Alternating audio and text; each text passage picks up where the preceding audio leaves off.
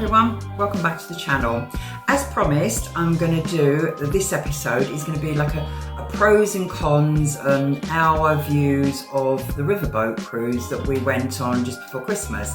As you know, we went on a TUI riverboat cruise, the TUI Isla, which was down the Rhine going to the Christmas markets. And I've done the episode showing what we did and everything. This is just our views. Would we do it again? And do we prefer certain things on the riverboat or on the ocean cruise on the ships? So what I'm going to do, I'm going to break it down into different sort of sections and just give you, as I said, our views. A lot of people might not have the same views, and again, that's down to you. This is just our personal views. So the first one is going to be cabins and public spaces.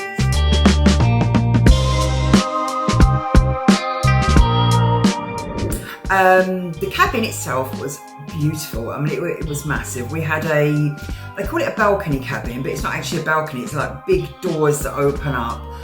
You can't actually step out onto a balcony as such, or you'd be in the river. But it's lovely. You've got the whole length of one wall that opens up, and you can sort of lean over the sort of the balcony and everything, or sit on the bed, watch the river go past. That's lovely. It was really, really spacious, nicely decorated, spotlessly clean. The bed was massive and really, really comfortable, There was a really good amount of storage. In fact, probably more storage than you'd get on a ship, to be quite honest. Considering we was only there for 5 days, we could have done a fortnight and still had plenty of room left. Shower room was lovely, really spacious, plenty of storage, really hot water. I say the window was amazing, you had lovely views, you could sit and watch the river go past. And the distance to all the other places, like the restaurants, the bars and everything, it literally, on a ship sometimes you think, oh God, I've got like a 10-minute walk to the other end of the ship to get to a bar or whatever. This literally, you come out of the cabin, 10 or 15 feet and you're sort of in reception, so it was lovely. Couldn't really fault it, to be quite honest, apart from the aircon. Now, I'll probably mention this a bit more later on, because the aircon, they had a massive problem with the aircon. They did previously have a massive problem with it, and I think they're still having massive problems with it. They really need to sort it out. The first couple of nights was okay, and remember, this is the middle of December, so you didn't really need aircon, but it was quite warm. It wasn't a really cold December, it was quite warm. And the last couple of nights in the cabin were unbearable, and we had to open the windows, which is fine, but until you go into a lock, and then it's really, really noisy. So yeah, apart from that, we couldn't really fault the cabin. Public spaces, again, beautifully decorated, spotlessly clean. The distance between, say, the bar and the restaurant is a matter of feet. It never felt crowded or busy, considering it was quite a small boat compared to what we're used to. I suppose there's about 120 people on it, but you always get a seat somewhere. You never had a problem or anything like that. Again, it would have been perfect apart from the aircon. Was in some places was absolutely non-existent. Yeah.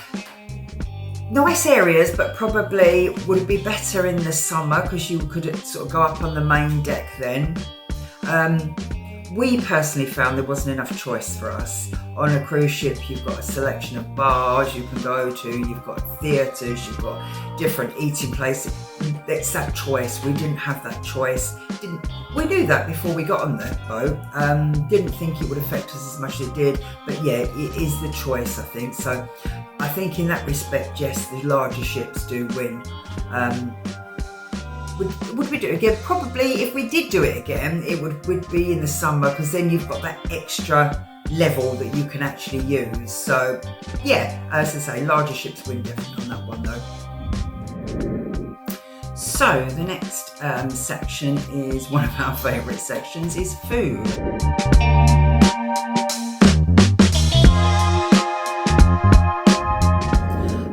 Which is quite important to us. I mean, when we go on holiday, we like to go to places that have got nice food. We like to eat in nice restaurants and stuff like that. Okay, so you you had the main restaurant, and then you went down a couple of steps and you had like almost like it was another restaurant, but like an extension of the main one. It had more of a buffet feel to it, and you had other sort of bits on the menu. We sat in the main one every night. I don't know why, we just did. It was, again, it was beautifully set out, really nice space. You never had to worry about getting a table. It was what you did there. You never booked a table. You just literally just rocked up. Dinner time was between, I think it was 7:30 and 9:30, something like that. You literally just rocked up, got a table. Never ever had a problem getting a table. It was, again, never felt that busy.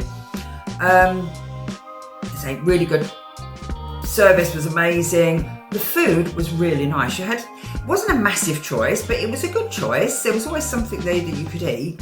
The food itself, beautifully presented, really, really beautifully presented, and really, really tasty and very hot. The only problem was the portions. They were tiny.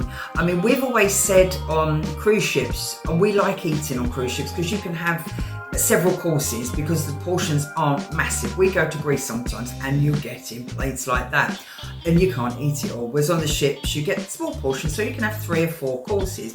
This was more like a tasting menu. I had fish one night, and although it was beautiful, it was a piece of fish on a little tin bowl of rice and stuff. And it, again, beautifully presented, and it was really, really tasty, but 2 bites and it was gone. It was tasting menu size. So, I mean, really, yeah, they need to sort their portion size. And I know you can ask for more if you want, but you shouldn't really have to. Again, it's, some people say, oh, that's plenty, and I don't know if we're pigs or something, I don't know, but the portions to us were really, really minute. Anyway, and also to us, there wasn't enough choice on the ships. You've got several eating places, you've got buffets, you've got main restaurants, you've got specialty restaurants, you've got all room service, you've got that choice where you don't have that choice. You've got that place to go to and that's it.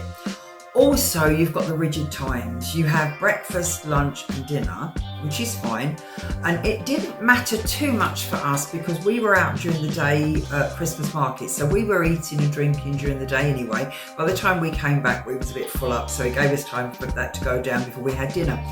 If you was on, say, I don't know, a trip down the Douro or something in the summer and you was out on a trip during the day and got back about 4 o'clock, you hadn't stopped anywhere for lunch, well, that's it then. There's nothing on board until dinner time. They are rigid times. There's nothing in between that. Whereas on the ships, you can literally eat 24 hours a day. If you come back from a trip, you can go to the buffet. There's always a snack bar open around the pool. If you wake up at 3 o'clock in the morning and feel peckish, you can get room service. There's always somewhere to eat. Again, wasn't too bad on this cruise. But if we was going somewhere different, it could be a problem. So yeah, I think definitely cruise ships win hands down on the food. Yeah, with the portions and the rigid times and everything, it's got to be a point for the cruise ships, I'm afraid. Okay, so bars and drink.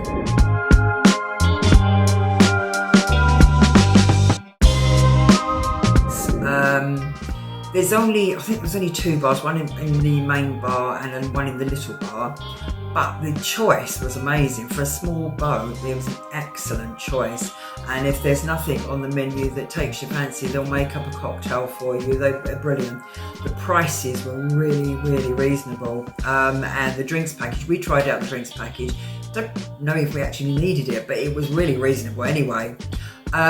You book the cruise on a full board plus basis. So you get wine, beer or soft drinks with your lunch and your dinner, and boy do you get them. They're literally pouring out the wine non-stop. As soon as you put your glass down, they're filling it up again. So to be quite honest, you come out of there half cut, you don't really need any more. So that was amazing. The only problem was, again, it's the lack of bars. There was a little sort of snug bar, which we really liked. It was lovely. But because of the aircon problem, you couldn't sit in. We only managed to sit in there one night. You couldn't sit in there. It was like it was like sitting in a sauna. It was horrendous. So you had to go and sit in the main bar, which again, I didn't want to sit in the main bar because the entertainment was on.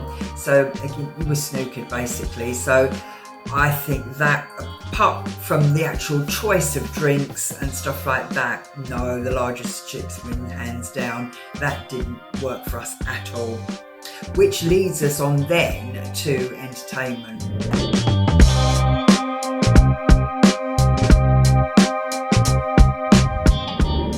I personally thought it was awful. Well, we both did. We thought it was atrocious. It's very amateurish. We don't like the sort of what we call dancey-prancy entertainment. When we're on the big ships, we never go to the theatre and watch that sort of stuff. Not our bag at all. Don't get me wrong, the entertainment team, lovely people, really, really helpful. They see you around the boat, they'll chat to you and everything, and they work their socks off. They really do, because they're not only entertaining, they're doing the coach trips and the transfers and everything as well. So yeah, hats off to them, but it's just not our sort of thing. Which would be fine if you could have gone to another bar. But because of the aircon problem, you couldn't sit in the other bar, so you had to sit in the main bar and you had to put up with the entertainment. And it was, I personally thought, was absolutely awful. But again, that's our personal choice. We don't like that sort of entertainment, but we couldn't get away from it. Again, if it was a hot cruise, you could then go and sit up on the main deck and outside, get away from it. But we couldn't get away from it, but you know. So yes, definitely the larger ships win hands down on that, because you've got that choice. You can sit in a piano bar, or you can sit people watching, or you can sit and watch a show, or you can watch a bus stop, there's so much choice, and we really miss that. Yeah. So again, hands down to the larger ships. Staff.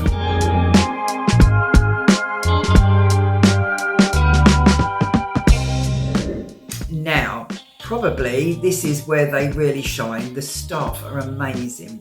Because it's a smaller boat, they all get to know you, they know your name, they know sort of what drink you like, that sort of stuff. When you're at dinner, they know what wine you want.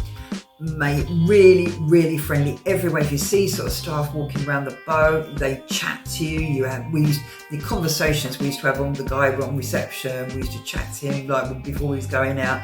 Really, really amazing staff. They were hard-working, they were professional, but so friendly, really lovely. So yeah, I think definitely hands down the riverboat cruise wins on the staff front. Yeah, really good, really good. Okay, so excursions and accessibility.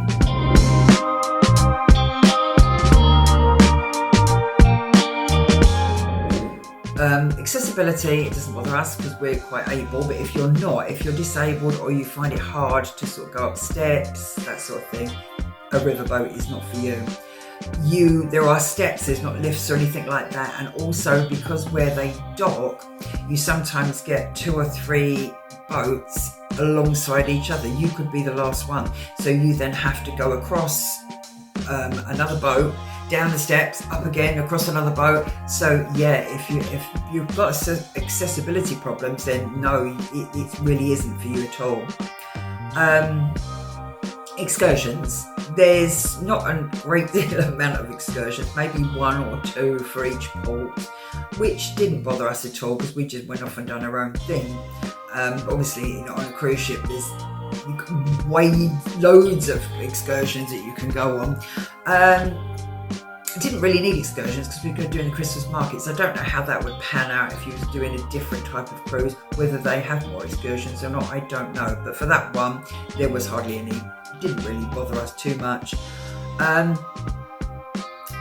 Where TUI's moored up, so where you get moored up, it seemed to be that TUI were right at the back in the pecking order. You had a long walk to get to anywhere you wanted to go. The first day we got there, after the absolute blooming palaver we had at the airport, we came and had lunch. We thought, we'll just have a stroll into town, have a look at the Christmas market, get a drink, come back.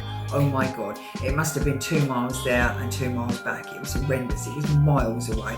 And then we just passed all the other sort of riverboat cruise. So the trouble is, the big sort of ones near to the towns, all the good moorings, are all sort of taken up by people like Viking and those sort of people. So unfortunately, you're never going to get somewhere near a town because TUI are so far back in the pecking order.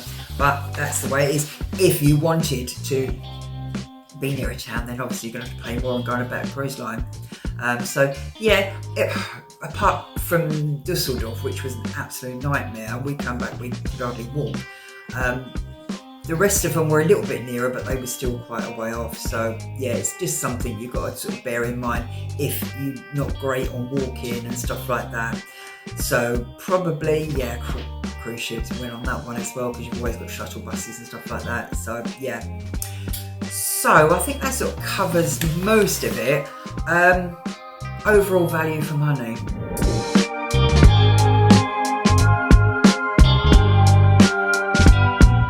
Is it worth the money? No, I don't think so, no.